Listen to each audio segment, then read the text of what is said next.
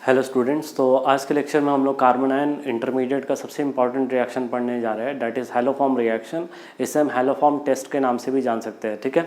और एक आप लोग टेस्ट पढ़ोगे आयोडोफॉर्म टेस्ट, मेनली वो हैलोफॉर्म टेस्ट ही होता है। वो आगे हम लोग सब कुछ धीरे धीरे पढ़ेंगे हैलोफॉर्म टेस्ट के बारे में, तो वो सब कुछ क्लियर होता जाएगा। तो सबसे पहले हम लोग ये देखेंगे कि ये जो केमिकल टेस्ट है हैलोफॉर्म टेस्ट, ये कौन कौन सा जो मॉलिक्यूल है वो ये टेस्ट पॉजिटिव देगा, ठीक है, ऑर्गेनिक केमिस्ट्री में। तो आइए हम लोग देखते हैं।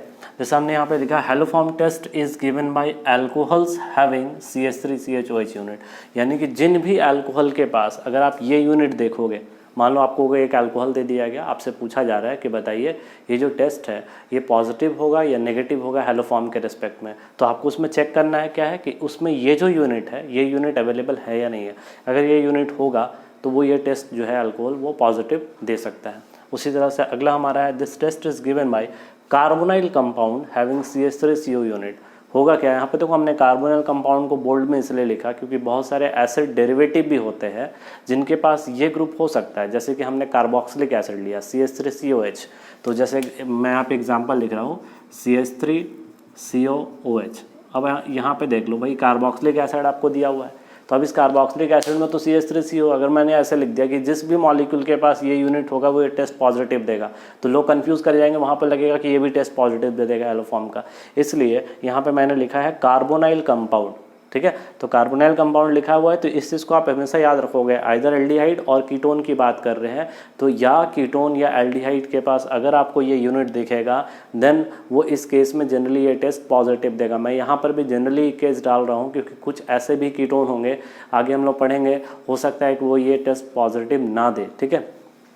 तो चलो उसके बाद हम लोग अगला बढ़ते हैं कि अब कौन सा मॉलिक्यूल है जो ये टेस्ट पॉजिटिव देगा। हमने लिखा कि this test is given by alkyl halide having CH3CHX unit, यानी कि अगर मान लो आपको अल्काइल हैलाइड भी दिया हुआ है, तो अल्काइल हैलाइड में अगर ये यूनिट अगर आपको दिख रहा होगा तो आप कह सकते हो ये टेस्ट आपको पॉजिटिव मिलेगा। अगला अल्काइल हैलाइड है, हमने दो तरह का हैलाइड पढ़ा था, एक विसिनल डाइहैलाइड, एक पढ़ा था जेमिनल डाइहैलाइड। तो विसिनल डाइहैलाइड होता है जब एक ही कार्बन पे, विसिनल हैलाइड डाइहैलाइड का मतलब हो गया कि जब दो एडजेसेंट कार्बन पे हैलोजन अटैच होगा, लेकिन जेमिनल डाइहैलाइड का मतलब हो गया एक ही कार्बन पे दो हैलोजन अटैच होगा। तो यहाँ पे देखो हमने अगला एग्जांपल लिखा है जेमिनल डाइहैलाइड, ठीक है। तो ये जेमिनल डाइहैलाइड का मतलब हो गया एक ही कार्बन पे, तो अगर आपको ये यूनिट दिख रहा होगा तो ये भी आपको ये टेस्ट क्या देगा, पॉजिटिव देगा। उसी तरह से हमारा अगला है जेमिनल डायॉल, यानी जब एक ही कार्बन पे दो OH ग्रुप प्रेजेंट हो तो उसे हम कहेंगे ये भी जो टेस्ट आपको मिलेगा वो क्या मिलेगा, पॉजिटिव मिलेगा, ठीक है। तो यहाँ पे देखो हमने कुछ मॉलिक्यूल लिखा है, कुछ कंपाउंड दिया है, उस कंपाउंड का को हम लोग ये कह रहे हैं कि ये जो टेस्ट है वो पॉजिटिव देगा। जैसे हमने देखो एक एग्जांपल लिखा है यहाँ पर 1 डिग्री अल्कोहल। 1 डिग्री अल्कोहल किसे हम कहते हैं कि जब OH जो है वो जिस कार्बन से अटैच हो, वो कार्बन एक ही कार्बन से अटैच हो। देखो OH जिस कार्बन से अटैच है वो एक कार्बन से अटैच है, तो 1 डिग्री अल्कोहल है। तो आपको इसमें फंसा सकता है। जनरली आप 1 डिग्री अल्कोहल का मतलब क्या समझोगे, CH3CH2OH, आप कहोगे इसके पास तो CH3CHOH यूनिट है ही नहीं, ठीक है। कहने का मतलब ये है कि मान लो ये CH3CH2OH ये तो 1 डिग्री अल्कोहल है और इसके पास ये यूनिट तो है नहीं, तो आप कह दोगे ये टेस्ट नेगेटिव देगा। तो आप इससे जनरलाइज क्या कर लेते हो कि हर 1 डिग्री अल्कोहल जो है वो हैलोफॉर्म टेस्ट क्या देगा, हमारा नेगेटिव देगा। तो यही गड़बड़ हो जाता है कि आप किसी भी चीज़ को जनरलाइज करने से पहले आप एक दो एग्जाम्पल जरूर अच्छे से पहले समझो। यहाँ पे देखो ये 1 डिग्री अल्कोहल ही है लेकिन टेस्ट पॉजिटिव दे रहा है, तो ये सब्जेक्टिव टाइप जब भी सवाल आता है वहाँ पर आप लोग फंस जाओगे, ठीक है। तो अगर मान लो हमने ये कहा कि 1 degree alcohol generally give this test negative, तो जनरली वर्ड यूज़ कर दिया तो मतलब ये पॉसिबल है, ठीक है, जनरल केसेस में ऐसा होगा। लेकिन हमेशा ऐसा हो तो ये गलत है। तो अब हमने लिख दिया always 1 degree alcohol give this haloform test negative, तो गड़बड़ हो जाएगा क्योंकि ये भी 1 डिग्री अल्कोहल है, वो टेस्ट क्या देगा आपको, पॉजिटिव। तो देखो होता क्या है ना, जब एक ही कार्बन पे दो OH ग्रुप प्रेजेंट हो तो ऑलवेज याद रखना, हमने पहले भी बात की है कि वहाँ से वाटर हम रिमूव कर देते हैं। तो यहाँ से इसका एक OH इसका H निकाल दिया तो वाटर बन गया, और ये आपका जो है CH यहाँ पे क्या हो गया, C डबल बॉन्ड O। तो देख लो ध्यान से CH3CO यूनिट ये दिख गया हमको, तो CH3CO यूनिट इसमें मिल गया, तो ये टेस्ट हमें क्या मिलेगा, पॉजिटिव। अगला देख लो एक ही कार्बन पे दो OH है, वाटर बाहर निकाल दिया तो क्या बन गया, CH3COH, मतलब इसके पास भी ये यूनिट मान लो मेरे पास अवेलेबल हो गया। अगला हमारे पास है एल्डिहाइड, एल्डिहाइड में भी ये यूनिट अवेलेबल था। उसी तरह कीटोन, कीटोन में भी हर कीटोन नहीं देगा, मिथाइल कीटोन, यानी कि कीटोन के एक साइड में CH3 होना जरूरी है, अगर नहीं होगा तो वो कीटोन भी टेस्ट आपको नेगेटिव देगा। कहने का मतलब ये है कि अगर सपोज हमने लिख दिया इथाइल CO इथाइल, तो अब इस कीटोन में तो आपको ये यूनिट मिल नहीं रहा होगा, ये यूनिट तो है नहीं इसमें, तो इसलिए आप कह सकते हो ये जो टेस्ट, ये जो कीटोन है ये टेस्ट क्या देगा, नेगेटिव। तो मतलब हर कीटोन अगर टेस्ट नेगेटिव दे ये भी जरूरी नहीं है, अगर मिथाइल कीटोन होगा तो ये टेस्ट क्या देगा, पॉजिटिव। तो यहाँ मिथाइल कीटोन था इसलिए ये टेस्ट हमें क्या मिल रहा था, पॉजिटिव मिल रहा था। उसी तरह से अगला हमारा एग्जाम्पल जो है वो देखिए ध्यान से, यहाँ पे हमने लिखा CH3COH2, ये देखो ध्यान से, ये 2 डिग्री अल्कोहल है। 2 डिग्री अल्कोहल क्या देता था हमारा टेस्ट, पॉजिटिव देता था। तो यहाँ पे 2 डिग्री अल्कोहल जो होता है वो हैलोफॉर्म रिएजेंट के प्रेजेंस में क्या होता है कि ये चेंज हो जाता है, इसमें CH3CO CH3 में चेंज हो जाता है। अब फिर से देखो ध्यान से, हमारे पास क्या अवेलेबल हो गया, ये यूनिट मिल गया, तो ये यूनिट मिल गया मतलब ये टेस्ट क्या देगा, हमारा पॉजिटिव देगा। उसी तरह से अगला देखो, एक ही कार्बन पे 2 हैलोजन लगा दिया मतलब जेमिनल डाइहाइड, तो बेसिकली ये क्या होता है, किस में कन्वर्ट हो जाता है, ये CH3COR में कन्वर्ट हो जाता है। तो यहाँ पर भी हमें ये यूनिट मिल गया। उसी तरह देखो ये CH3CHX वाला यूनिट यहाँ पे दिख रहा है, ये वाला पोर्शन, मतलब ये भी किस में कन्वर्ट हो रहा होगा, CH3COR में। तो अल्टीमेटली ये हुआ कि जितने भी मॉलिक्यूल हम लोग ले रहे हैं वो सारे मॉलिक्यूल में कन्वर्जन के बाद, ठीक है, वो उसका जो कन्वर्जन है, जैसे इसका कन्वर्जन यहाँ पर कैसे हो रहा है, तो होता क्या है ना कि ये जो दोनों Cl दिख रहा है ना, दोनों Cl पहले रिप्लेस होता है 2 OH से, वहाँ पे Cl हटता है, OH आता है, एंड देन उसके बाद एक ही कार्बन पे जब 2 OH आ जाएगा तो क्या हो जाएगा वापस से। तो अभी तक हम लोग रिएजेंट के बारे में चूँकि बात नहीं किए हैं, इसलिए अभी इसका कन्वर्जन के बारे में भी हम लोग बात नहीं कर रहे हैं। मेनली इस सारे मॉलिक्यूल के थ्रू मैं यहाँ पे आपको ये दिखाना चाह रहा हूँ कि सभी के पास CH3CO यूनिट का जो है अवेलेबिलिटी वो होना ज़रूरी है, क्योंकि बिना उसके आपको हैलोफॉर्म टेस्ट जो है वो पॉजिटिव नेगेटिव ये डिसाइड करना पॉसिबल नहीं है। तो इसलिए हमने यहाँ पे कह दिया generally compound having CH3CO unit will give this test positive. तो ये जनरल केसेस में ऐसा होगा, ठीक है। तो यहाँ तक नोट करो, फिर एक्चुअली में ये टेस्ट का रिएक्शन क्या है उसके बारे में हम लोग डिस्कस करते हैं।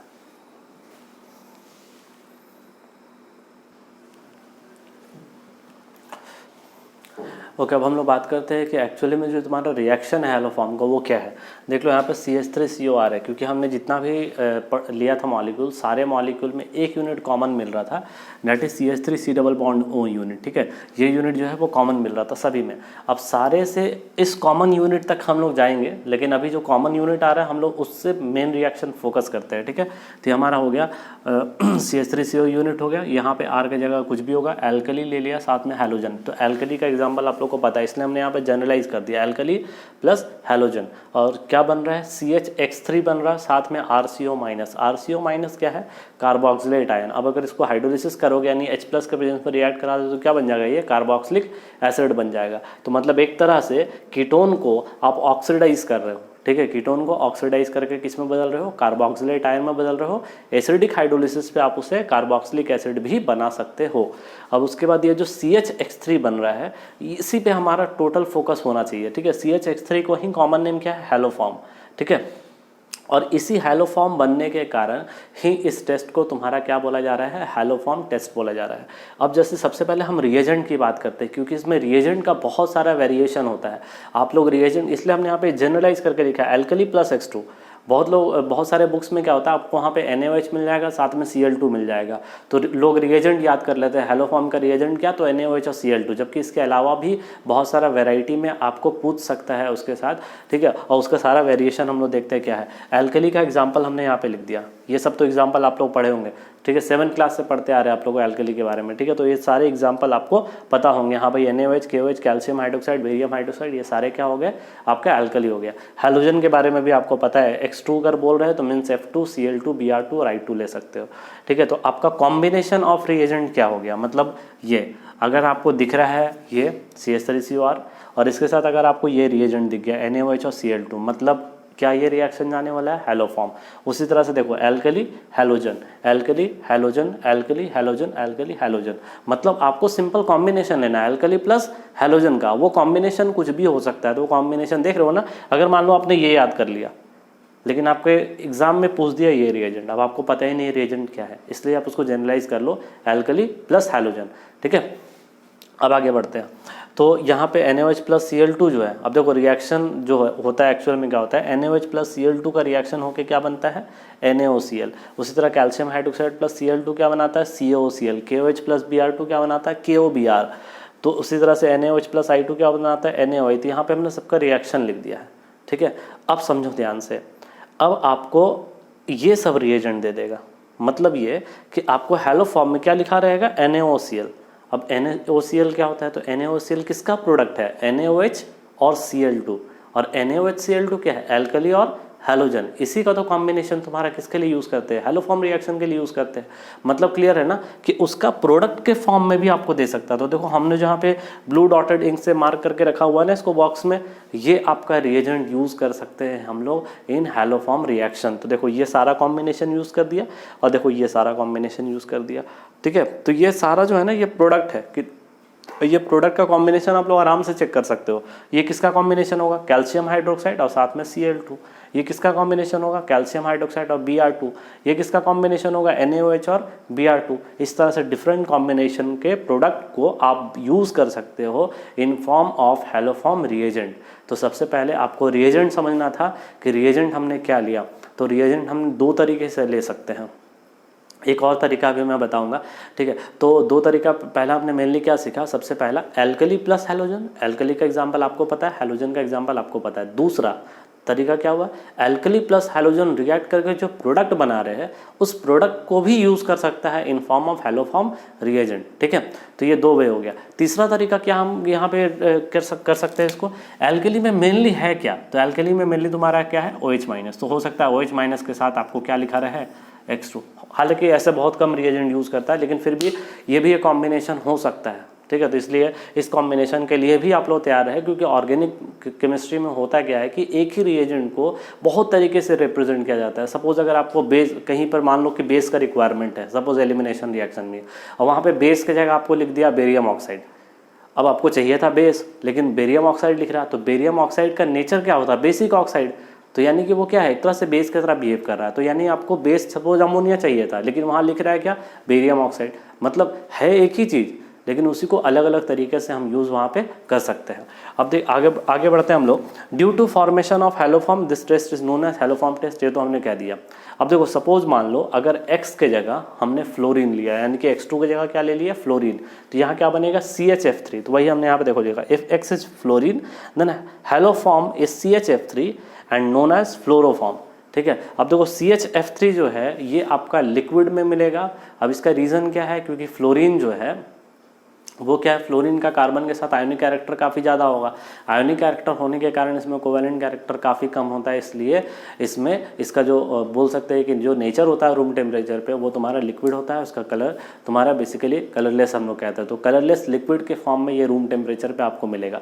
उसी तरह से अगला, अगर X के जगह Cl हो, तो X की जगह Cl होगा तो क्या बन जाएगा, CHX3 बन जाएगा CHCl3। ये आपने 10th क्लास में ही पढ़ लिया होगा, क्लोरोफॉर्म का फॉर्मूला। तो क्लोरोफॉर्म बनता है, ठीक है। तो क्लोरोफॉर्म भी क्या होता है, तो रूम टेम्परेचर पे ये कलरलेस क्या होता है, लिक्विड होता है।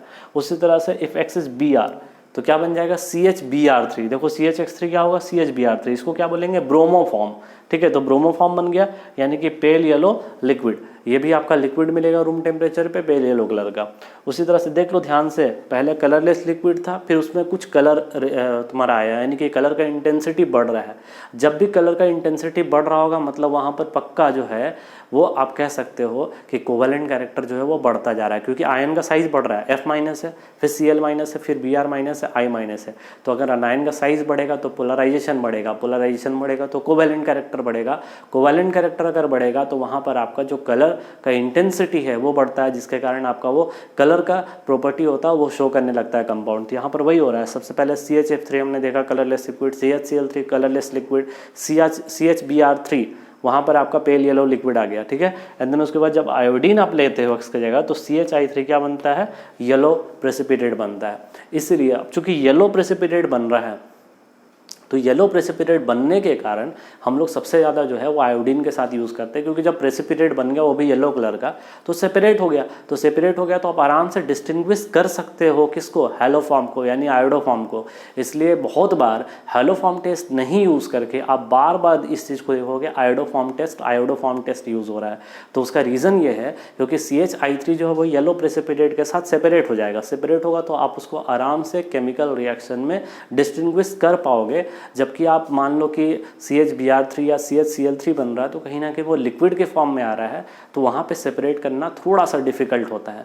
इसलिए हम मेनली हैलोजन के जगह जो है वो ज़्यादा आयोडीन प्रेफर करते हैं due to precipitation of CH3। अब प्रेसिपिटेशन क्यों हो रहा है? एक तो कोवेलेंट कैरेक्टर के कारण उसका कलर हो गया, अब प्लस आयोडीन का मास बहुत ज़्यादा होता है, तो मास ज़्यादा होने के कारण वहाँ पे प्रेसिपिटेशन का टेंडेंसी क्या होता है, काफ़ी ज़्यादा होता है। तो अब यहाँ तक नोट कर लो। अब उसके बाद इस रिएक्शन का हम लोग मैकेनिज्म जानेंगे कि कैसे ये दोनों प्रोडक्ट आपका फॉर्म हो रहा होगा। ठीक है,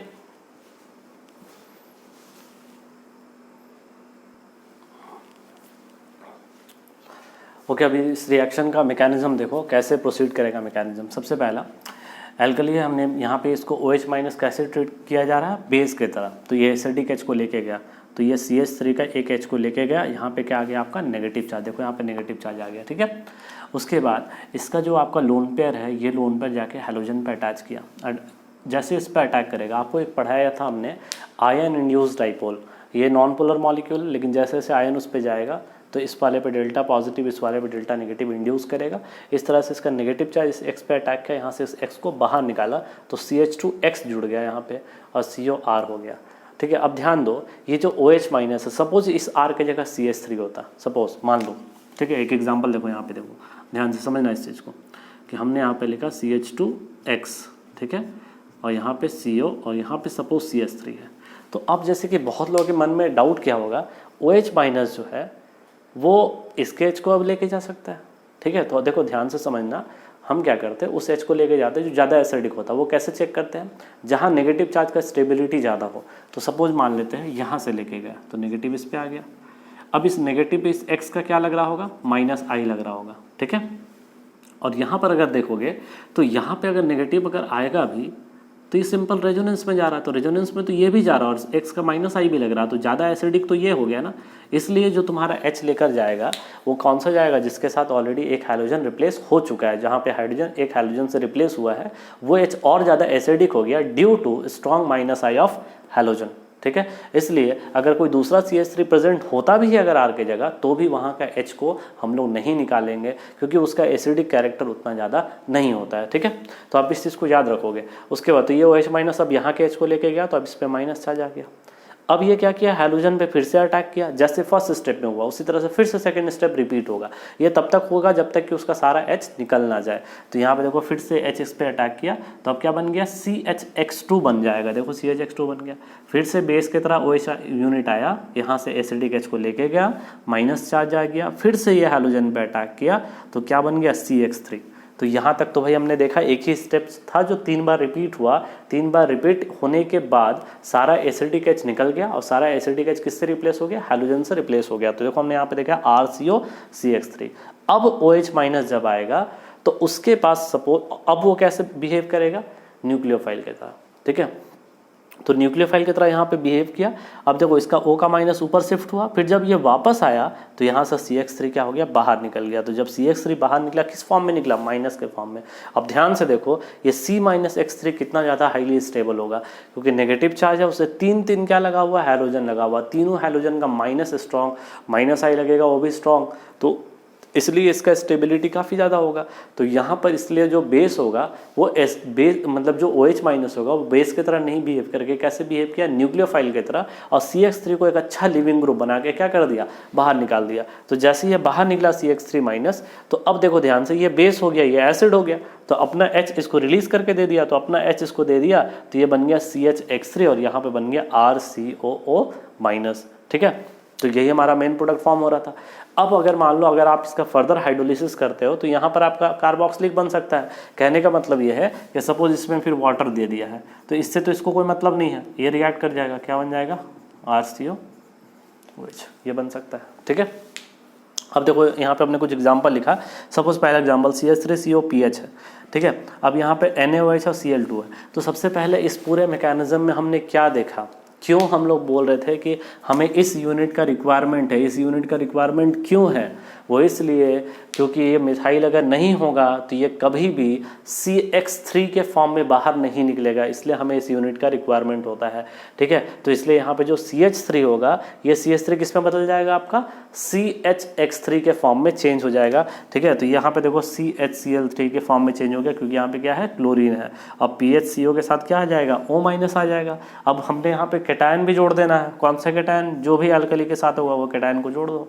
उसी तरह अगला देखो CH3 किस में बदल गया, यहाँ Cl2 है तो CHCl3 में बदल गया।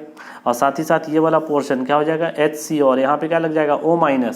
अब तो ये एनायन है और साथ में यहाँ पे कैटायन कैल्शियम 2+ है, तो अगर ये 2+ होगा तो यहाँ पे कितना आयन लेंगे, 2 आयन लेंगे, क्योंकि इसका वैलेंसी 1 इसका वैलेंसी 2, तो ऑब्वियसली इसको 2 लेना पड़ेगा ताकि एज अ होल वो क्या रहे, न्यूट्रल रहे। अगला देखो यहाँ पे हमने कार्बोक्सिलिक एसिड लिया, तो कार्बोक्सिलिक एसिड में क्या होगा कि इस H का एसिडिक कैरेक्टर इससे ज़्यादा होगा। अब हैलो फॉर्म बनाने के लिए कौन सा H को ले जाना होगा, इसको, क्योंकि यही पोर्शन किस में बदल रहा था, CH3 में बदल रहा था। तो जब इसका एसिडिक H, जब दोनों का एसिडिक कैरेक्टर को कंपेयर किया तो इसका एसिडिक कैरेक्टर ज़्यादा होगा इससे, तो इसलिए जो बेस की तरह आएगा वो तो पहले इस वाले H को लेके जाएगा। तो मतलब यहाँ तो हैलो फॉर्म बनेगा ही नहीं, क्योंकि हैलो फॉर्म बनाने के लिए आपको किस पे अटैक करना होगा, इस वाले कार्बन पे, तो यहाँ तो अटैक ही नहीं हो रहा है। उसी तरह इसलिए हमने कहा यहाँ पे नो रिएक्शन। अगला एसिड डेरिवेटिव ले लिया, Z के जगह ये सब कुछ भी हो सकता है, OR हुआ तो एस्टर बन जाएगा, Cl हुआ तो असाइल क्लोराइड बन जाएगा, OCOR हो तो एनाइड्राइड हो जाएगा, NH2 रहा तो अमाइड हो जाएगा। अब इन सारे केसेस में होता क्या है कि जब आप बेस का अटैक कराते हो यहाँ पे OH- का, तो OH- कैसे बिहेव करता है, एज अ न्यूक्लियोफाइल, क्योंकि Z is a good living group.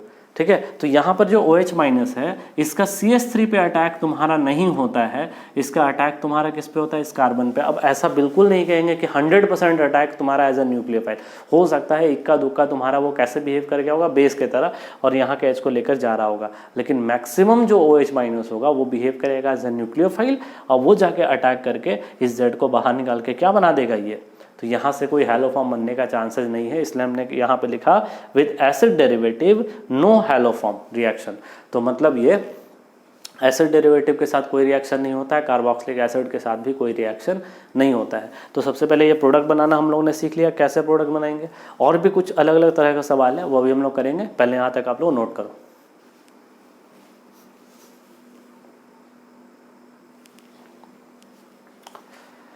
देखो हमने कुछ रिएक्शन लिख रखा है, इनको कैसे प्रोसीड करना है देखो ध्यान से। सबसे पहला इस वाले यूनिट को देखो, यहाँ पे CH3CO यूनिट अवेलेबल है, मतलब ये वाला पोर्शन आराम से कन्वर्ट हो सकता है किसमें, CHI3 में, और साथ में आपका प्रोडक्ट क्या बन सकता है, CO- Na+, ये Na इसका हमने ले लिया। उसी तरह देखो NaOH, यहाँ पे क्या है, डाई कीटोन है, तो सबसे पहले यहाँ पे कितना H होता है, 2 H होता है। तो देखो यहाँ पे क्या होगा, मैकेनिज्म समझना बात को अच्छे से। ये जो OH- होगा ये पहले इस वाले H को लेके गया, तो यहाँ पर आपका हो गया नेगेटिव चार्ज, और फिर ये अटैक करेगा किस पे, X पे अटैक करेगा, सेम जैसे वहाँ पे होता था रिएक्शन। ठीक है, तो Cl2 है तो चलो ठीक है कोई दिक्कत नहीं है, Cl2 ले लेते हैं, तो ये खुल गया। तो अब क्या बन गया अगला प्रोडक्ट हमारा, यहाँ आपका R हो गया, R हो गया, और यहाँ पे आपका Cl हो गया। फिर से OH- जो होगा वो यहाँ के एसिडिक H को लेके जाएगा, क्योंकि एक तो हाइड्रोजन होगा अभी भी, तो यहाँ के एसिडिक H को, इसको मैं अच्छे से यहाँ पे बना देता हूँ, ये एसिडिक H को लेके गया। तो अब क्या बन गया हमारे पास, ये R, यहाँ पर आपका हो गया नेगेटिव चार्ज, और इससे एक Cl लगा हुआ था। फिर ये Cl2 पे अटैक किया, यहाँ से Cl को बाहर निकाला, तो अब यहाँ पे आपका Cl, और यहाँ पे आपका R, यहाँ पे आपका R। अब देखो अब OH- कैसे बिहेव करेगा, एज अ न्यूक्लियोफाइल, तो ये गया, ये ऊपर गया, ये नीचे गया। अब ध्यान से देखो यहाँ पर ये बॉन्ड इस तरह से टूट गया, तो अब क्या बन गया यहाँ पे, ध्यान से देखो, ये कार्बन जब इससे इलेक्ट्रॉन को विड्रॉ कर लिया, जब OH इस पर अटैक किया, OH यहाँ पे कैसे बिहेव किया, एज अ न्यूक्लियोफाइल, तो क्या क्या प्रोडक्ट बन गया, RCO। देखो RCO, इसके साथ क्या लग गया है, OH प्लस साथ में देखो C, ये जो है विड्रॉ करेगा तो RCO, और RCO के साथ क्या जुड़ा हुआ, C, और इस पर कौन सा चार्ज आ गया, Cl, तो ये Cl2 हो गया। अब उसके बाद क्या होगा, जब Cl2 आ गया तो यहाँ पे OH हो गया, तो ये अपना H को क्या करेगा, इसको एक्सचेंज कर देगा, एसिड बेस रिएक्शन। तो जब एसिड बेस रिएक्शन हो जाएगा तो क्या बोलेंगे, RCOO-, तो यहाँ पे RCO- हो गया, ये अपना H को तुम्हारा H को दे दिया, तो जब H अपना इसको रिलीज कर दिया तो यहाँ पे हमारा प्रोडक्ट क्या बन गया, CO और यहाँ पे क्या बन जाएगा आपका CHCl2। तो यहाँ पे ध्यान से देखो आपका इसका H जो है वो इस वाले नेगेटिव चार्ज से क्या हो गया, हमारा एक्सचेंज हो गया। तो एक्सचेंज होने के बाद हमारा ये प्रोडक्ट बन गया। अब उसके बाद क्या होगा, तो यहाँ पे जो आपका OH माइनस होगा, ये OH माइनस फिर से इस H को लेके चला गया, तो H को लेके चला जाएगा तो क्या बन जाएगा RCO, यहाँ पे माइनस हो गया, Cl2 आ गया। उसके बाद ध्यान से देखो फिर ये वाला किस पे अटैक करेगा, तुम्हारा Cl पे अटैक करेगा। आप इसको यहाँ से डायरेक्ट भी अटैक करा सकते थे, ठीक है, लेकिन तुम्हारा ये वाला एक रिएक्शन, एक स्टेप तुम्हारा हो ही जाएगा यहाँ पे, ठीक है। हमें लगेगा कि नहीं प्रोडक्ट तो वही बनेगा, लेकिन ऐसा नहीं होगा। तो ये नेगेटिव फिर से अटैक किया, Cl को बाहर निकाल दिया, तो क्या बन गया RCOCl3, ठीक है, RCOCCl3। अब फिर से तुम्हारा OH माइनस जाएगा, अटैक करेगा, तो यहाँ से इसको बाहर निकाल देगा, तो क्या बन जाएगा RCOOH और प्लस CCl3 माइनस, फिर से एसिड बेस रिएक्शन हो जाएगा, तो आपका क्या बन जाएगा RCOO माइनस प्लस CHCl3, ठीक है। तो देख रहे हो ना, फाइनली तुम्हारा एक क्लोरोफॉर्म बन गया। मतलब ये कि जब डाई कीटोन होता है तो इसका मेन प्रोडक्ट तुम्हारा क्या बन गया, तो इसका मेन प्रोडक्ट बन जाएगा RCO माइनस, देखो RCO माइनस, इसका 2 यूनिट बन गया और प्लस CHCl3, मतलब डाई कीटोन भी आपका एलोफॉर्म टेस्ट देता है, ठीक है। एकदम सेम मैकेनिज्म को हमने ट्राई किया, उसमें तुम्हारा कोई भी तुम्हारा गड़बड़ नहीं, एकदम जैसा हमने सीखा बिल्कुल उसी तरीके से यहाँ पर हम लोग उसको रिएक्ट करा रहे हैं। उसी तरह से अगला देखो, ये तो तुम्हारा एल्डिहाइड, इसके पास तो CH3CO यूनिट है ही नहीं, तो ये तुम्हारा कैनिजारो चला जाएगा, कैनिजारो चला जाएगा। हैलोफॉर्म रिएक्शन जो है वो ये शो नहीं करेगा।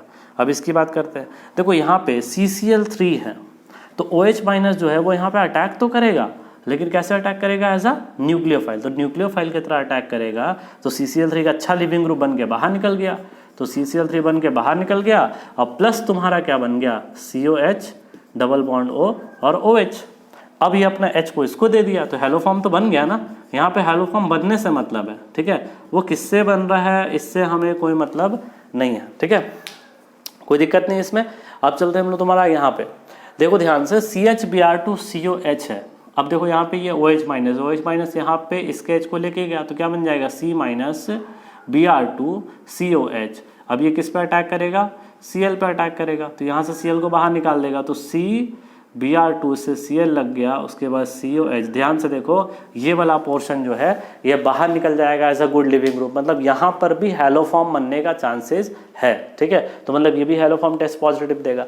अब देखो ये जो अगला यहाँ पे टेस्ट है, इसको ध्यान से देखो, यहाँ पे पहले इसका ओजोनोलिसिस करा रहे, तो ओजोनोलिसिस कराएंगे तो इसको हटा दिया हमने, तो A बोल रहा है NaOH के साथ येलो प्रेसिपिटेट दे रहा है। मतलब ध्यान से देखो, इस रिएजेंट को देख के आप लोग क्या समझोगे कि ये जरूर हेलोफॉर्म टेस्ट देगा, ठीक है, लेकिन यहाँ पे कोई प्रेसिपिटेशन नहीं हो रहा, मतलब वहाँ पे कोई हेलोफॉर्म रिएक्शन नहीं हो रहा। मतलब जो 2 कार्बोनाइल कंपाउंड बन रहा है उसमें एक कार्बोनाइल कंपाउंड हेलोफॉर्म टेस्ट दे रहा है, दूसरा कार्बोनाइल कंपाउंड नहीं दे रहा है। तो अब इसको जब अलग कर दोगे तो क्या बन जाएगा CH3COH। देखो तो ये हेलोफॉर्म टेस्ट दे देगा, क्यों, क्योंकि इसके पास ये यूनिट है। लेकिन और एक क्या बन जाएगा, देखो एल्डिहाइड, यहाँ पे COH और H, ये तो नहीं देगा, ठीक है। तो इस तरीके से आपका यहाँ पे इसका आप हेलोफॉर्म टेस्ट करा के इसका प्रोडक्ट भी लिख सकते हो, और इसका तुम्हारा हेलोफॉर्म तो जाएगा नहीं, कैनिजारो का प्रोडक्ट होगा तो वो आप वहाँ तक लिख सकते हो। यहाँ तक लिखो, उसके बाद कुछ 1-2 तरह का टाइप का सवाल होगा, उसको भी हम लोग करेंगे।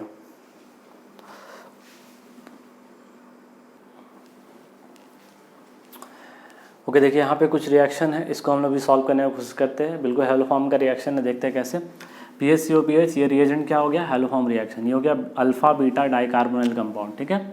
तो मतलब ये है कि जब भी बात करेंगे डाइकीटोन का, तो ये डाइकीटोन है, तो ये ऑलवेज डाइकीटोन तुम्हारा 1,3 डाइकीटोन होना चाहिए, या बोल सकते हैं तुम्हारा बीटा डाइकार्बोनाइल होना चाहिए। यानी कि अगर मान लो अल्फा है तो एक बीटा है, ठीक है, तो आप इसको बीटा डाइकार्बोनाइल बोल सकते हो, ठीक है।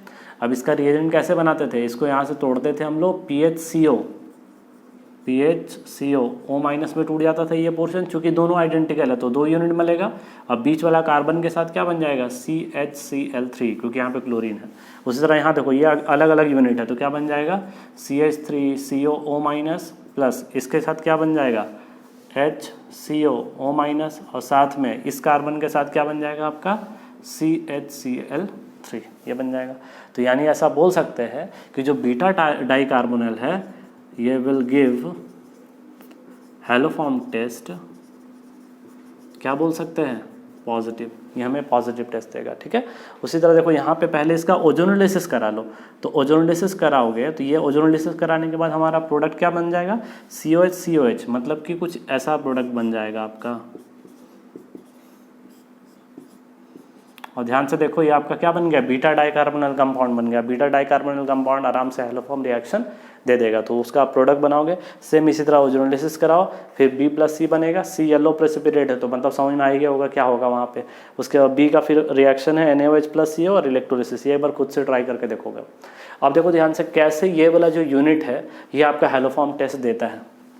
तो CH3CHCl है, तो NaOHCl2 है, तो देखो पहले होता क्या है कि OH- Cl को रिप्लेस करता है, रिप्लेस किया तो यहाँ पे क्या आ गया, OH आ गया, सब्सटीट्यूशन हुआ। अब NaOCl जो होता है वो एक्चुअली में ऑक्सीडाइजिंग एजेंट होता है, तो ऑक्सीडाइजिंग एजेंट होता है तो ये क्या करेगा, इसको ऑक्सीडाइज करके अल्कोहल को किस में बदल दिया, कीटोन में। ध्यान से देखो क्या ये हैलोफॉर्म टेस्ट रिएक्शन देता था, तो अभी तक तो हमने पढ़ा कि ये दे रहा है। इसलिए हम कहते हैं कि इस तरह का जिसके पास भी यूनिट अवेलेबल होगा वो आपका हैलोफॉर्म टेस्ट क्या देगा, पॉजिटिव देगा, इसलिए यहाँ पे टेस्ट आपको पॉजिटिव मिलेगा। उसी तरह यहाँ पे देखो जेमिनल डायोल, तो दोनों Cl रिप्लेस हो गया किससे, 2 OH से। और हमने बताया था जब एक ही कार्बन पे 2 OH होगा तो वाटर बाहर निकाल दो, तो क्या बन गया, कीटोन। मतलब ये भी आपका रिएक्शन हैलोफॉर्म टेस्ट पॉजिटिव देगा, ठीक है। तो जो 1-2 सवाल यहाँ पे हमने दिया इसको आप खुद से एक बार ट्राई करोगे, यहाँ तक नोट करो। फिर एक और टाइप का सवाल आता है वो हम लोग तुम्हारा बनाएंगे इसके बाद।